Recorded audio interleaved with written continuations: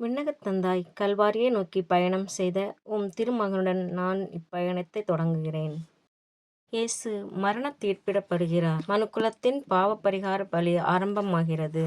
என் கடவுளே, நீர் குற்றமற்றவராக இருந்தபோதும் சிலுவை மரணத்திற்காக தீர்ப்பிடப்பட்டீர். குற்றமற்றவர் குற்றவாளியாக தீர்ப்பிடப்படுகிறார். எனினும் இதையெல்லாம் மௌனமாக ஏற்கின்றீர். பாரமான சிலுவையை சுமந்து கொண்டு இயேசு முன் செல்கிறார். சுமை சுமந்து சோர்ந்திருப்பவர்களை இளைப்பாற்றுகின்ற இயேசுவே, என்னுடைய கஷ்டங்களையெல்லாம் குறை சொல்லாமல் சகிக்கும் மனநிலையை எனக்குத் தாரும். இயேசு முதல் முறை கீழே விழுகிறார். கற்கள் நிறைந்த வழி, பாரமான சிலுவை, தளர்ந்த உடல், தள்ளாடுகின்ற கால்கள், முகம் குப்புற நிலத்தில் விழுகின்றார். விழுந்த இயேசு எழுந்து நடக்கின்றார்.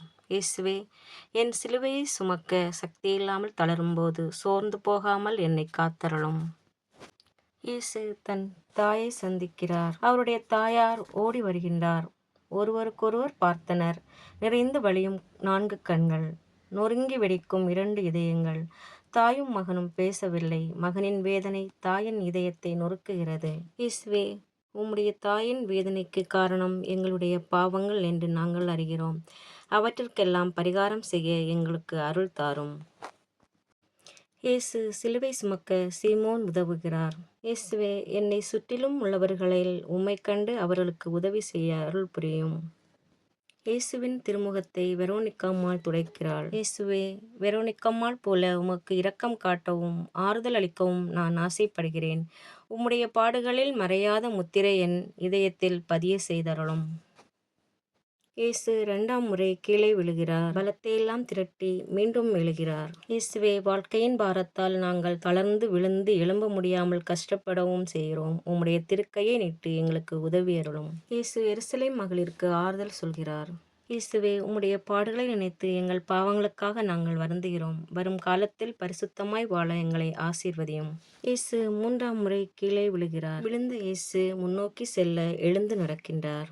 இயேசுவே, நானும் வேதனைகளை கடந்து உமது தைரியத்தையும் பலத்தையும் பற்றி பிடித்துக் கொள்வேனாக. கல்வாரியை அடைந்ததும் இயேசுவின் ஆடைகள் உரியப்படுகின்றன. இயேசுவின் ஆடை யாருக்கென்று சீட்டு போடுகின்றனர். என் உடை மீது சீட்டு போட்டார்கள் என்று எழுதியுள்ள மறைநூல் வாக்கு இவ்வாறு நிறைவேறியது. இயேசுவை சிலுவையில் அறைகின்றார்கள். இயேசுவை சிலுவையோடு சேர்த்து காலிலும் கையிலும் ஆணி அறைகின்றனர். கொடூரமான வேதனை, மனிதன் கற்பனை செய்ய முடியாத அளவுக்கு கஷ்டங்கள். இயேசுவே, உம்மோடு சிலுவையில் அறையப்படுவதற்கும் உலகத்திற்காக இருந்து உமக்காக மட்டும் வாழ அருள் தாரும்.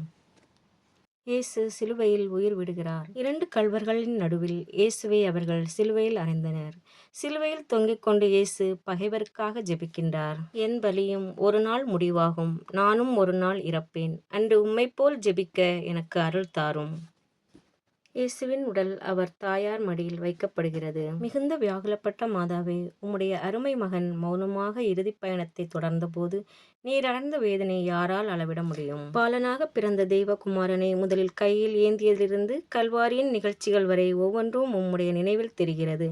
அப்போது நீர் அனுபவித்த வேதனைகளை நினைத்து வாழ்க்கையின் துன்பங்களின் ஒவ்வொரு நிமிடமும் எங்களை தைரியப்படுத்தி ஆறுதல் அளித்தருளும்.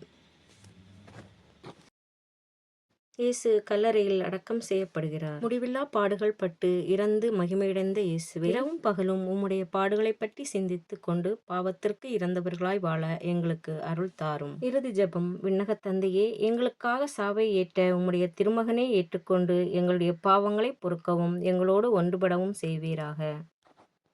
ஆமேன்.